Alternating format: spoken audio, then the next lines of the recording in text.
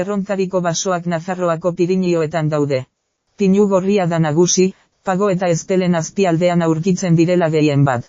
Baso hauek urtxintxak eta okilak bezalako faunaren bizileku dira. Naturgune hauek onura ekonomikoak ematen dizkiete bertako bizilagunei turismoaren, egurra erauzteko eta abeltzaintzaren bidez.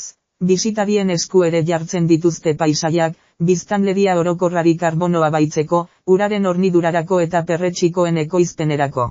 Nafarroan, zuhaitz azalera 22 handitu da azken 60 urteetan, nekazaritza lursailak bertan behera utzi direlako.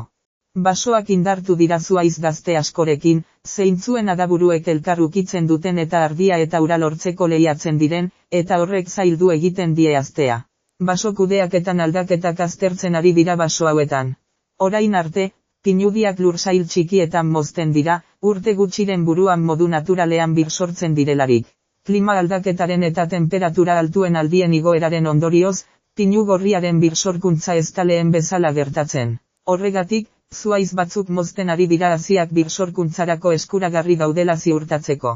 Zuhaitzen dentsitatearen murrizketa honek animalien arteko mugimendua errazten du, ibaietara iristen den ur kopurua handitzen du, suteak ezain bortitzak bihurtzen ditu eta egurra komertzialki erabiltzea ahalbidetzen du.